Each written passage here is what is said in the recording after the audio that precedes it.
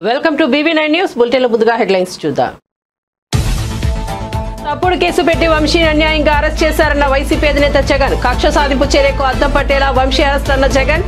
Gannavaram TDP ఆఫీసుపై దాడి వ్యవహారంపై సత్యవర్ధన్ ఫిర్యాదు.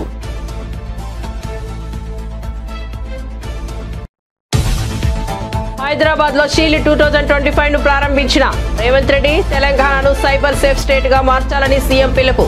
తెలంగాణను సెక్యూర్ బిజినెస్ హబ్ గా తీర్చిదిద్దుతామని వెల్లడి.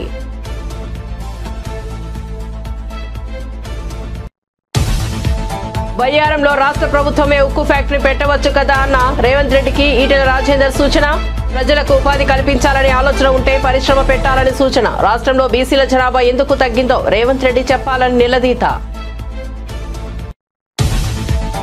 2 రోజుల పర్యటన నిమిత్తం భారత్ కు ఖతార్ అమీర్ షేక్ సోమవారం సాయంత్రం ఢిల్లీ ఎయిర్పోర్ట్ కు విమానాశ్రయానికి వెళ్లి స్వాగతం పలికిన ప్రధాని మోదీ. ఇరు దేశాల మధ్య వ్యూహాత్మక భాగస్వామ్యం ఏర్పాటుకు కుదిరిన ఒప్పందం. సీఎం చంద్రబాబు కృషి వల్లే అది సాధ్యమైందన్న కేంద్ర మంత్రి రామ్మోహన్ నాయుడు. చంద్రబాబు కృషితోనే కేంద్ర బడ్జెట్ లో రాష్ట్రానికి కేటాయింపులు పెరిగాయని వ్యాఖ్య. గత సర్కార్ చేసిన తప్పులు ఇప్పుడు నిధుల సమీకరణకు అడ్డంకిగా మారాయన్న మంత్రి. ఇక వార్త వివరాల్లోకి వెళ్తే తెలంగాణను సైబర్ సేఫ్ స్టేట్ గా మార్చేందుకు మనమంతా కలిసి పనిచేద్దామని ముఖ్యమంత్రి రేవంత్ రెడ్డి పిలుపునిచ్చారు. హైదరాబాద్ లో నిర్వహిస్తున్నారు సైబర్ నేరాలకు పరిష్కారాలను కనుగొనడమే లక్ష్యంగా జరుగుతున్న ఈ సదస్సును ముఖ్యమంత్రి రేవంత్ రెడ్డి ప్రారంభించారు. అనంతరం కార్యక్రమంలో సీఎం రేవంత్ రెడ్డి మాట్లాడుతూ దేశంలోనే సైబర్ సేఫ్టీలో తెలంగాణ రాష్ట్రాన్ని నెంబర్ 1 గా నిలపడమే ప్రభుత్వం లక్ష్యంగా పెట్టుకుందని తెలిపారు. డిజిటల్ సేఫ్టీ ఫ్యూచర్ గురించి చర్చించేందుకు షీల్డ్ 2025 ను నిర్వహించుకున్నట్లు వెల్లడించారు. సైబర్ సెక్యూరిటీ సొల్యూషన్స్ కోసం ఎకోసిస్టమ్ వ్యవస్థను ఏర్పాటు చేసేందుకు ప్రభుత్వం నిపుణులు ఐటీ సంస్థలతో కలిసి పనిచేయడానికి అన్ని రకాల వనరులు సమకూరుస్తోందన్నారు. తెలంగాణను సెక్యూర్ బిజినెస్ హబ్ గా మార్చాలని తెలిపారు. Cyber help line once again 1930. It's a 24/7 cyber helpline.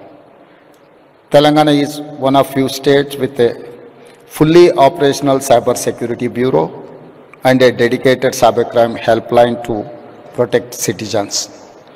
We launched 7 new specialized cybercrime police stations in last year. I congratulate the DGP and Director of Cyber Bureau for creating these facilities.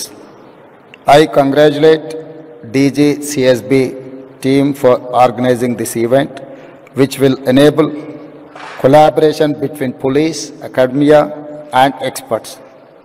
Let us work together to make Telangana a cyber safe state. మిత్రులారా, ఈరోజు ఈ కార్యక్రమం అత్యంత కీలకమైన కార్యక్రమం.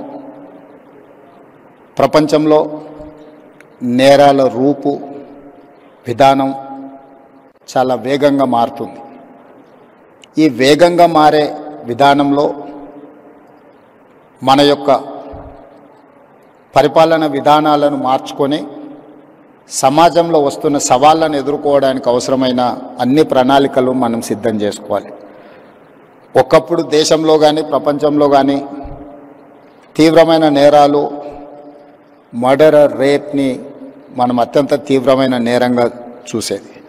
అదేవిధంగా దోపిడీలు చేయాలి అంటే నేరగాళ్ళు మన ఇంటికి రావాలి, మన తలుపులో మన కిటికీలో బద్దలు కొట్టాలి, మన ఇంట్లోకి రావాలి, మన ట్రెజరీని పగలగొట్టి తీసుకెళ్ళాలి. కానీ ఈరోజు ట్రెజరీ అనే పదానికే డెఫినేషన్ మారింది. ఈరోజు మన ట్రెజరీ మన కంప్యూటర్ లేకపోతే మన మొబైల్. సో మన కంప్యూటర్ని, మన మొబైల్ని మన ఇంటికి వచ్చి ఎత్తుకెళ్లాల్సిన పని లేదు. వాళ్ళు ఎక్కడున్నా కూడా they can enter into your computer or otherwise your mobile. మీ ట్రెజరీలో ఉన్న ఎలాంటి ఖజానానైనా దొంగతనం చేయడానికి నవడేస్ సైబర్ క్రైమ్ అనేది ఈ నేరాల రూపు మారింది. ఈ నేరగాళ్లను పట్టుకోవడానికి అవసరమైన విధి విధానాలను రూపొందించుకోవాల్సిన అవసరం ఉన్నది. ఈ విధి విధానాల రూపకల్పనలో సైబర్ సిటీ 25 సంవత్సరాల క్రితమే మనం హైదరాబాద్లో ఏర్పాటు చేసుకున్నాం. ఈరోజు సైబర్ నేరాలను నియంత్రించడానికి కూడా ఈ దేశానికి ఆదర్శంగా మొదటి స్థానంలో తెలంగాణ రాష్ట్రం ఉన్నది. మా పోలీసు అధికారులు ప్రత్యేకమైన నిరంతర కృషి చేయడంతో ఈరోజు దేశంలోనే సైబర్ క్రైమ్ను నిరోధించడంలో తెలంగాణ రాష్ట్ర పోలీసు విభాగం ముందు భాగాన నిలబడ్డది. ఇది మేము చెప్పడం కాదు, కేంద్ర ప్రభుత్వమే గుర్తించి మా అధికారులను అభినందించింది. కానీ ఇది సరిపోదు. ఈరోజు జరుగుతున్న నేరాలు ప్రతిరోజు, ప్రతి గంట, ప్రతి నిమిషం కాదు, ప్రతి సెకండ్ సైబర్ నేరాలు జరగడానికి అవకాశం ఉంది. వీటిని నియంత్రించాల్సిన బాధ్యత మనందరి మీద ఉన్నది. గతంలో పోలీస్ వ్యవస్థ చేజింగ్ సెల్ లాగా ఉండేది. ఒక నేరం జరిగిన తర్వాత నేరగాళ్లను పట్టుకోవడానికి అవసరమైన ప్రణాళికలు పోలీసులు సిద్ధం చేసుకునేది. కానీ ఈరోజు నేరం జరిగిన తర్వాత పట్టుకోవడం అనేది సైబర్ క్రైమ్లో అంత ఆశామాసిగా లేదు. ఎందుకంటే గతంలో ఫిజికల్ క్రైమ్ అనేది within the state, within the village or within the ఏరియాలో జరిగేది. సైబర్ క్రైమ్ అనేది sky is the limit for crime. ఏ దేశంలో అయినా ఎక్కడైనా ఉండి ఏ నేరమైనా చేయొచ్చు. ఆ నేరం ఎక్కడి నుంచి జరిగింది కనుక్కోవడం ఒక ఇబ్బంది అయితే, పోలీసులు అకారణంగా తనను ఇబ్బంది పెడుతున్నారని, వ్యక్తిగత గోప్యతకు భంగం కలిగించేలా వ్యవహరిస్తున్నారని సినీ నటుడు మంచు మనోజ్ ఆరోపించారు. తిరుపతి జిల్లా చిన్నగొట్టిగల్లు మండలం బాక్రాపేట పోలీస్ స్టేషన్ కు సోమవారం రాత్రి నటుడు మంచు మనోజ్ వెళ్లారు. రాత్రి 11:15 గంటల సమయంలో వచ్చి ఆయన అర్ధరాత్రి వరకు అక్కడే బైఠాయించారు. తాను తన సిబ్బందితో కనుమ రహదారిలోనే లేక్ వ్యాలీ రెస్టారెంట్ లో బస చేయక పోలీసులు తమ సిబ్బందిని ఇక్కడ ఎందుకు ఉన్నారని ప్రశ్నించారని, తాము మంచు మనోజ్ తో ఉన్నామని చెప్పగా పోలీస్ స్టేషన్ కు పిలిచారన్నారు. తాను పోలీస్ స్టేషన్ కు వచ్చేసరికి ఎస్ఐ లేరని విమర్శించారు. అనంతరం సిఐ ఇమ్రాన్ బాషాతో ఫోన్ లో మాట్లాడారు. మనోజ్ మాట్లాడుతాను సార్. మనోజ్ మంచు ఒక అరగంట ముందు వరకు బాగున్నాను, ఒక గంట ముందు వరకు మీ వాళ్ళు ఎందుకు నా ప్రైవసీని వచ్చి డిస్టర్బ్ చేసి మా వాళ్ళందరూ బెదిరించి సీఎం గారు పంపించారు అన్నట్టు లెవెల్లో చెప్పారు సార్. అంతా ఆయన పెద్ద పెద్ద విషయాలు చూసుకుంటారు సార్. ఇవి ఎందుకు చూసుకుంటారు? ఆయన పేరు చెప్పి ఎందుకు రావడం డిపార్ట్మెంట్ నా దగ్గరికి? ఇప్పుడు తీసుకొచ్చి పిలుచుకొని వచ్చి ఓకే సార్ నా తప్పుంటే రండి స్టేషన్కి వెళ్దామని చెప్పి కూర్చున్నాను. ఇంకా ఇక్కడికి వచ్చి అంటే అక్కడ కొట్లు పగలు కొడతారు, అన్ని పగలు కొడతారు, వాళ్ళ దగ్గరికి వెళ్ళేదానికి దమ్ము లేదు ఎవరికి. కానీ ఇక్కడ నేను వచ్చి పీస్ఫుల్గా ఉండి పీస్ఫుల్గా పోలీస్ యాక్షన్ తీసుకొని పీస్ఫుల్గా పోలీస్ చెప్పుకుంటుంటే నాకు ఇంటెలిజెన్స్ ఫోన్ చేస్తారు, మీరు ఫోన్ చేస్తారు, ఇంటికి వచ్చేస్తారు, మీరు హ్యాపీగా సడన్ గా రోడ్డు అక్కడ నా చేయి పట్టుకుని లాగారు. నా చేయి పట్టుకుని లాగాల్సిన అవసరం ఏంటి సార్? ఎందుకు ఇక్కడికి వచ్చారు సార్? స్టేషన్కి వెళ్ళి మాట్లాడతాం, మీ కారణంగా వస్తుందని చెప్పి కార్లో ఎక్కుతుంటే చేయి పట్టుకొని లాగారు బయటికి. అంటే నా చెయ్యి ఎలా పట్టుకొని లాగేయచ్చు అంత ఈజీయా సార్? ఓకే సార్ స్టేషన్లోనే ఉన్నాను సార్. రండి నేను ఇప్పుడు వెళ్తాను క్యాంపస్కి, మీరు అందరూ సపోర్ట్ ఇస్తారా?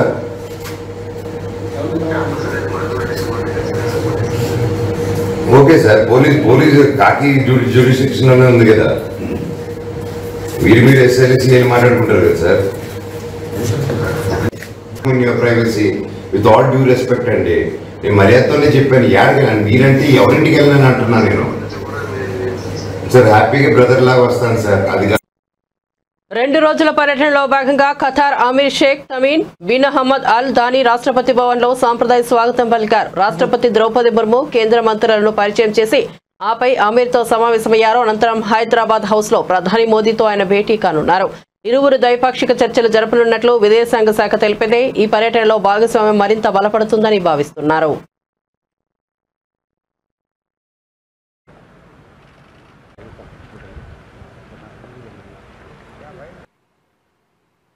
Examples of strategic partnership between the Government of Republic of India and the Government of State of Qatar. These will be exchanged on the Qatar side by His Excellency Sheikh Mohammed bin Abdurrahman bin Jassim Jabar Al Thani, Prime Minister and Minister of Foreign Affairs for the State of Qatar, and on the Indian side by Dr. S. Jaishankar, External Affairs Minister.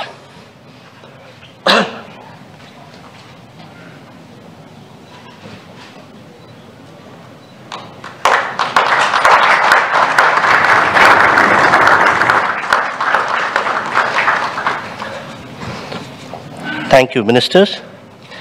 Next, we have the exchange of the revised agreement for avoidance of double taxation and prevention of fiscal evasion with respect to taxes on income between the Government of Republic of India and the Government of State of Qatar.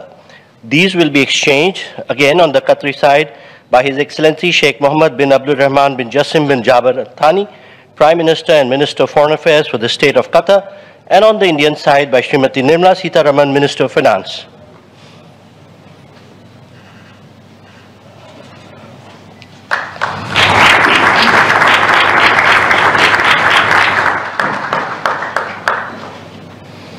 Thank you, Excellencies. Ladies and gentlemen, this concludes the exchange ceremony. Sir.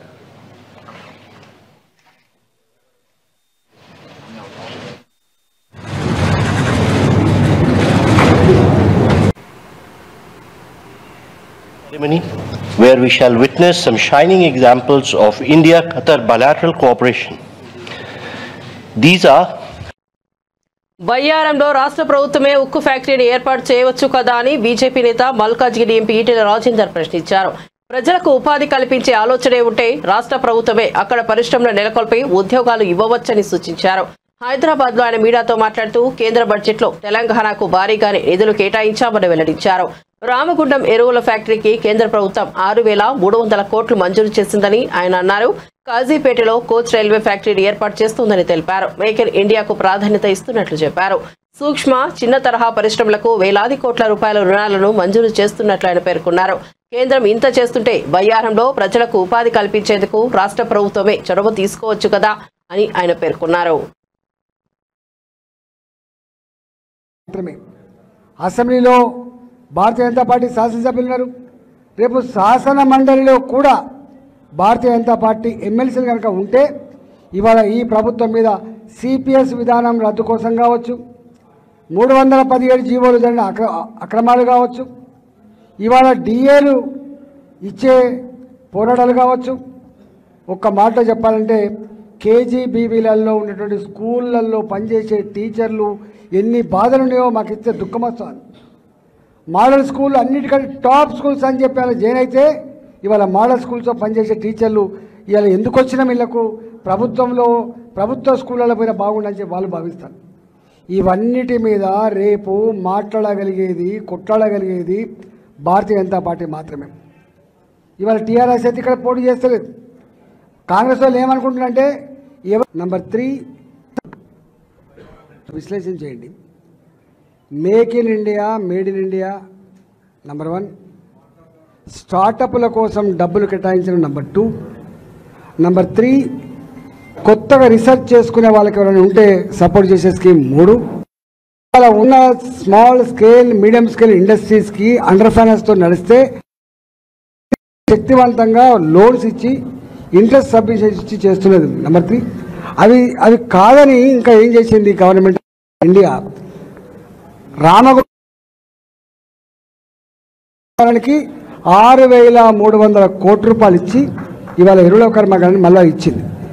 ఇక్కడ మనం కాజీపేటలో ఏం కోరుకునేది? Coach factory కావాలి, coach factory కావాలి. ఎన్ని సంవత్సరాలు ఉద్యమాలు చేసిన ఐడియా ఉందా మీకు? కాకుండా అక్కడ డబ్బాలు తయారు చేసే ఒక మాట చెప్పండి, రైల్వేకి సంబంధించిన కేంద్ర బిందువు ఇవాళ కాజీపేట మొన్నటి బడ్జెట్లో 500 కోట్లు సరిపోకపోతే ఇంకొక 300 కోట్లు కూడా ఇస్తామని చెప్పి ఇచ్చింది.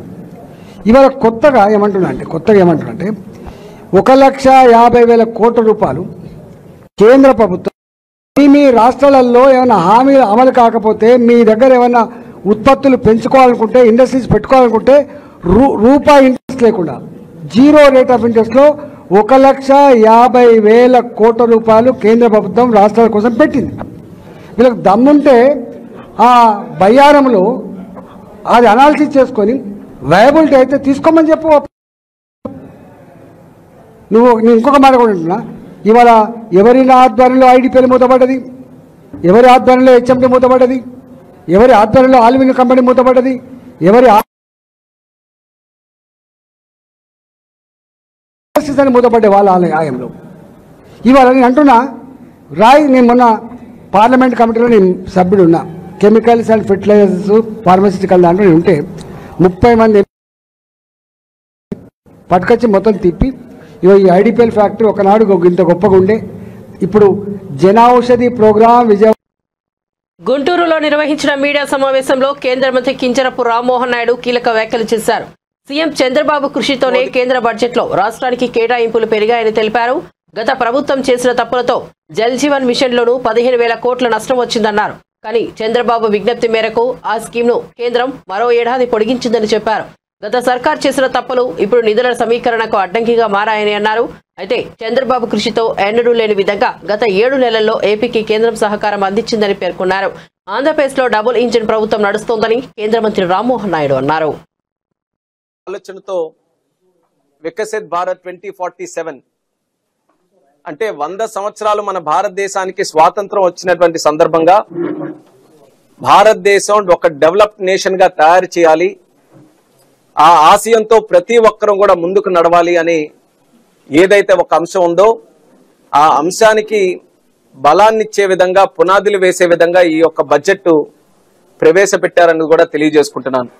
ఒక చరిత్రాత్మకమైనటువంటి బడ్జెట్ ఇది. ఆర్టిఫిషియల్ ఇంటెలిజెన్స్ ఒకప్పుడు ఐటీలో మన భారతదేశం ఎలా లీడ్ తీసుకొని ఈ రోజు ప్రపంచంలోనే ఐటీలో ఒక బ్రహ్మాండమైన పేరు సంపాదించుకున్నామో ఆర్టిఫిషియల్ ఇంటెలిజెన్స్ లో కూడా అలాగే మనం ఇప్పటి నుంచే అడుగులు ముందుకు వేయాలని సజెస్ట్ చేశారు. దాని సందర్భంగా ఈరోజు ఒక 5 artificial intelligence regional centres and 1 centre of excellence కూడా ఈ బడ్జెట్ ద్వారా ప్రవేశపెట్టడం జరుగుతుంది.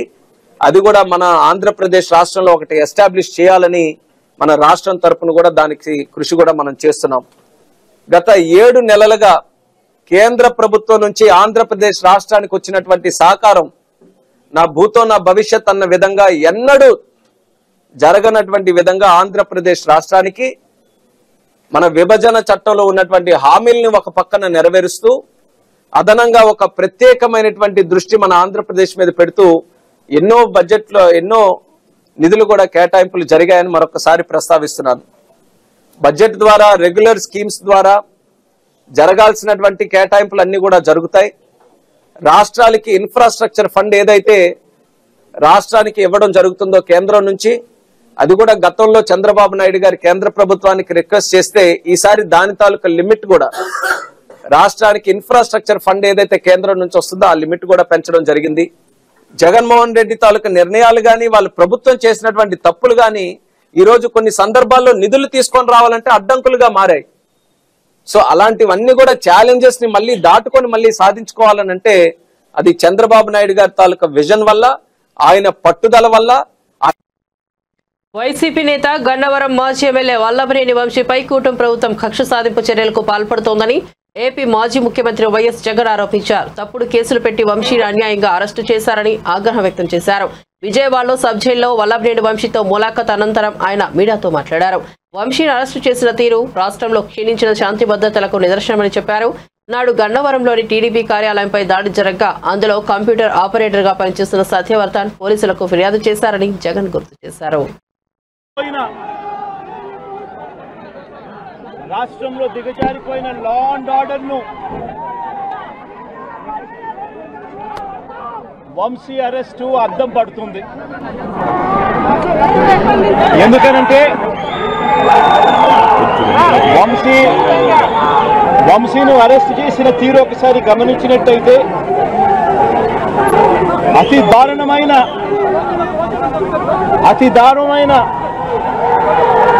Law and order break down కనిపిస్తుంది.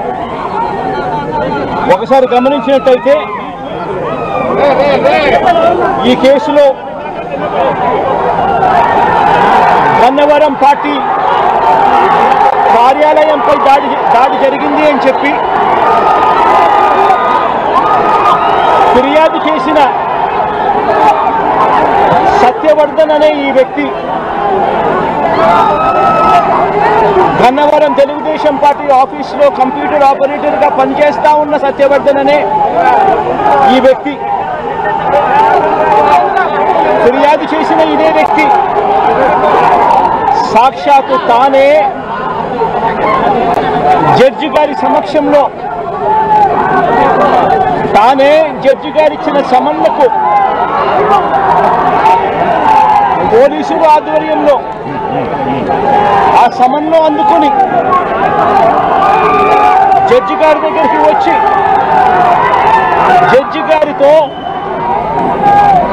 తానిచ్చిన వాంగ్మూలాన్ని ఒకసారి గమనిస్తే ఆ వాంగ్మూలంలో ఆయన చెప్పిన మాటలు ఏమిటి? చివరికి ఈరోజు వంశీ మీద పెట్టిన ఫాల్స్ కేసు ఏమిటి? ఇదే సత్యకుమార్ అనే వ్యక్తి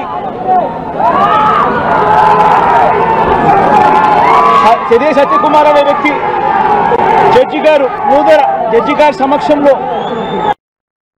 CUSA వైద్య పరికరం మెదడు కాలేయంలో వచ్చే చిన్న చిన్న కణితుల శస్త్రచికిత్స కోసం ఉపయోగపడుతుందని బసవతారకం ఇండో అమెరికన్ క్యాన్సర్ ఆసుపత్రి చైర్మన్ నందమూరి బాలకృష్ణ అన్నారు. హైదరాబాద్ జూబ్లీ హిల్స్ లోని బసవతారకం క్యాన్సర్ ఆసుపత్రిలో సర్జికల్ ఎక్విప్మెంట్ CUSAను ప్రారంభించారు. ఆసుపత్రి సేవలను గుర్తించి సంస్కృతి శిఖర్ ట్రస్ట్ ఈ పరికరాన్ని అందజేసినట్లు తెలిపారు. బసవతారకం ఆసుపత్రి స్థాపించి 25 ఏళ్లు పూర్తవుతున్న సందర్భంగా ఈ ఏడాది సిల్వర్ జూబ్లీ వేడుకలు జరుపుకోవడం సంతోషంగా ఉందని బాలకృష్ణ తెలిపారు. ఇటీవల 4వ తరం రోబోటిక్ సర్జికల్ సిస్టమ్, కొత్త పీడియాట్రిక్ వార్డు సేవలు అందుబాటులోకి తీసుకొచ్చామని వివరించారు. సంచలిత ట్రస్ట్ వారి సౌజన్యంతో మొత్తం 72 లక్షల రూపాయలు విలువైన ఎక్విప్మెంట్ వాళ్ళు ఆసుపత్రికి ఇవ్వడం జరిగింది. ఈ సందర్భంగా వాళ్ళ చైర్పర్సన్ అండ్ ప్రెసిడెంట్ జెన్నీ మోమయ్య గారికి, మేనేజింగ్ ట్రస్టీ తోరల్ దేశాయ్ గారికి, ట్రెజరర్ అండ్ బోర్డు మెంబర్ నిషా షా గారికి, మిసెస్ నిషా షా గారికి ప్రత్యేకంగా మా అందరి తరఫున, మా ఆసుపత్రి తరఫున వాళ్ళకి నా కృతజ్ఞతలు తెలియజేసుకుంటున్నాను. ప్రతి ఎక్విప్మెంట్ ఈ ఆసుపత్రిలో మనం ఈ రోబోటిక్ సర్జరీ 4th జనరేషన్, అంతకుముందు 3rd జనరేషన్ ఉండేది, తర్వాత 4th జనరేషన్ మనం సుమారుగా 10 కోట్లు వెచ్చించి దాన్ని ఇక్కడ ప్రారంభించడం జరిగింది. కాబట్టి ఎప్పటికప్పుడు ఆసుపత్రిని మా సైంటిఫిక్ అడ్వైజరీ బోర్డు ద్వారా ఆసుపత్రిని అప్డేట్ చేసుకుంటూ అటు రోబోటిక్ సర్జరీ ఎక్విప్మెంట్ కూడా మనం కొనగానే 4th జనరేషన్, అలాగే ప్రాస్టాక్టమీ లేకపోతే నెఫ్రాక్టమీ, ఇవన్నీ కూడా మనం వెంటనే వాటికి వర్క్ షాప్స్ నిర్వహించడం జరిగింది. పరికరం చెప్పాను, మెదడు మరియు కార్య శస్త్రచికిత్సల్లో బాగా ఉపయోగపడుతుంది. దీని ద్వారా చుట్టుపక్కల కణజాలం దెబ్బతినకుండా ట్యూమర్ కణితులను మాత్రమే తొలగించే అవకాశం ఉంటుంది. దీనివల్ల ఈ పరికరం ట్యూమర్ కణాలను వేగంగా తొలగించేందుకు ఉపయోగపడుతూ శస్త్రచికిత్స పట్టే సమయాన్ని తగ్గిస్తుంది కూడా. ఈ సంస్కృతి శిఖర సంచలిత ట్రస్ట్ సంస్థ వారు ఈ అత్యాధునిక పరికరాన్ని మన ఆసుపత్రికి బహుకరించారు. వారి యొక్క దాతృత్వానికి మన ఆసుపత్రి తరఫున కృతజ్ఞతలు తెలియజేసుకుంటున్నాను.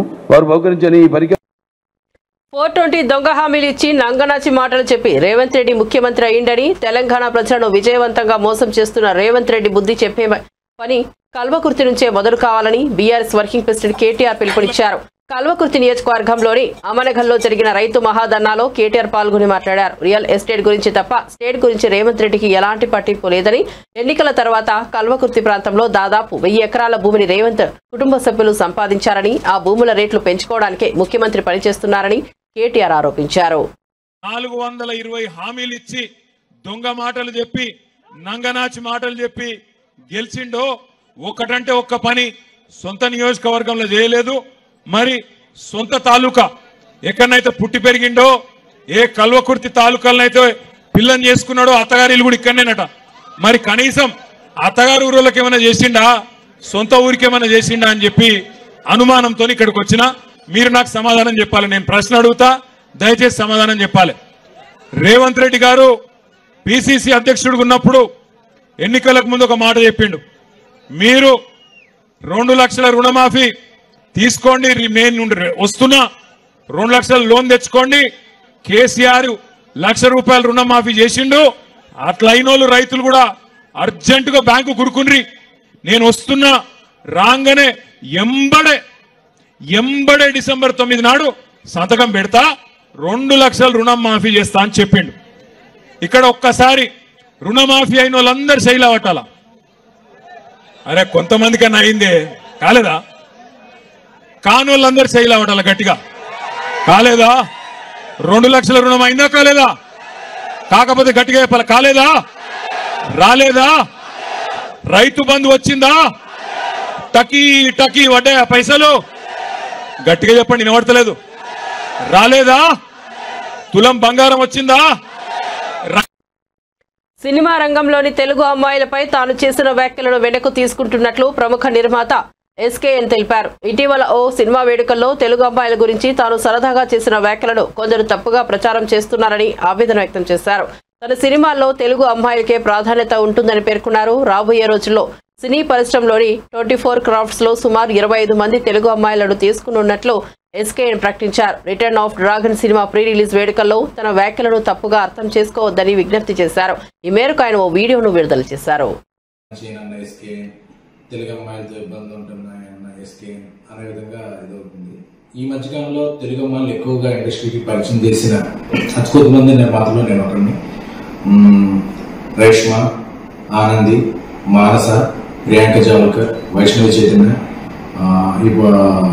ఐశ్వర్య, కుషిత, వీళ్ళందరినీ ఇప్పటివరకు ఇంట్రడ్యూస్ చేయడం, వర్క్ చేయడం జరుగుతుంది. అలాగే నెక్స్ట్ రాబోతున్న సినిమాలో హారిక, ఇంకొక కొత్త అమ్మాయి, ఇలా ఒక 8-9 మంది అమ్మాయిల్ని పరిచయం చేశా. అలాగే ఈషా రెబ్బా, ప్రియా వడ్లమాని, ఈ మధ్య ఇనయ్య, ఇలాగా ఆల్రెడీ ఇంట్రడ్యూస్ అయిన ఒక 4 అంటే 12-13 అమ్మాయిలతో నా కెరీర్లో నేను పనిచేసింది 80% తెలుగు అమ్మాయిని.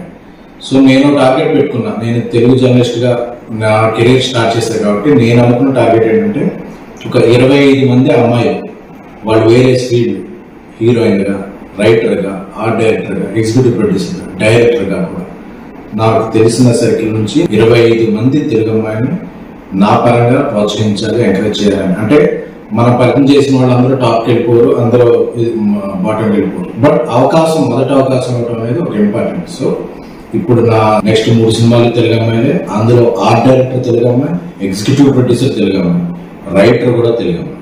సో ఇంతమంది తెలుగు అమ్మాయిని నేను ప్రోత్సహిస్తున్నాను. సో ఏదో ఒక ఫన్ బాంటర్లో జరిగిన ఒక చిన్న జోక్ ని అదేదో ఒక స్టేట్మెంట్ లాగా వద్దేయద్దు, దాన్ని స్ప్రెడ్ చేయద్దు అనేది నా కోరిక. ఓజీలో పవన్ కళ్యాణ్ తో కలిసి నటించడం గర్వంగా ఉందని నటి ప్రియాంక మోహన్ అన్నారు. ఓజీ చిత్రీకరణ త్వరలోనే పూర్తవుతుందని వెల్లడించారు. హైదరాబాద్ లోని జూబ్లీ హిల్స్ లో ప్రియాంక మంగళవారం సందడి చేశారు. ఓ షాపింగ్ మాల్ ప్రారంభోత్సవంలో ఆమె పాల్గొన్నారు. హ్యాపెనింగ్ ఇంకొక ఫ్యూ డేస్ షూట్ ఉంది, అది ఫినిష్ అయితే I think will be done. So very excited project. It's of course dream working with Pawan sir. My pleasure, it's my honour to సార్తో వర్క్ చేసినందుకు, సార్తో స్క్రీన్ స్పేస్ చేసినందుకు నేను చాలా గర్వంగా ఫీల్ అవుతున్నాను. బులెటిన్ ముగించే ముందు హెడ్లైన్స్ మరోసారి చూద్దాం. తప్పుడు కేసు పెట్టి వంశీని అన్యాయంగా అరెస్ట్ చేశారన్న వైసీపీ అధినేత జగన్. కక్ష సాధింపు చర్యకు అద్దం పట్టేలా వంశీ అరెస్ట్ అన్న జగన్. గన్నవరం టీడీపీ ఆఫీసుపై దాడి వ్యవహారంపై సత్యవర్ధన్ ఫిర్యాదు.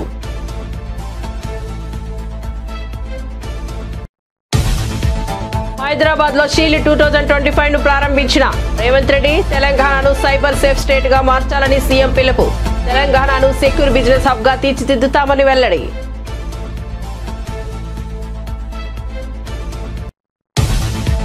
బయ్యారంలో రాష్ట్ర ప్రభుత్వమే ఉక్కు ఫ్యాక్టరీ పెట్టవచ్చు కదా అన్న రేవంత్ రెడ్డికి ఈటెల రాజేందర్ సూచన.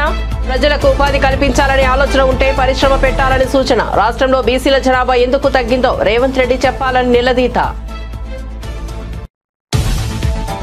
2 రోజుల పర్యటన నిమిత్తం భారత్ కు ఖతార్ అమీర్ షేక్ సోమవారం సాయంత్రం ఢిల్లీ ఎయిర్పోర్టుకు విమానాశ్రయానికి వెళ్లి స్వాగతం పలికిన ప్రధాని మోదీ. ఇరు దేశాల మధ్య వ్యూహాత్మక భాగస్వామ్యం ఏర్పాటుకు కుదిరిన ఒప్పందం.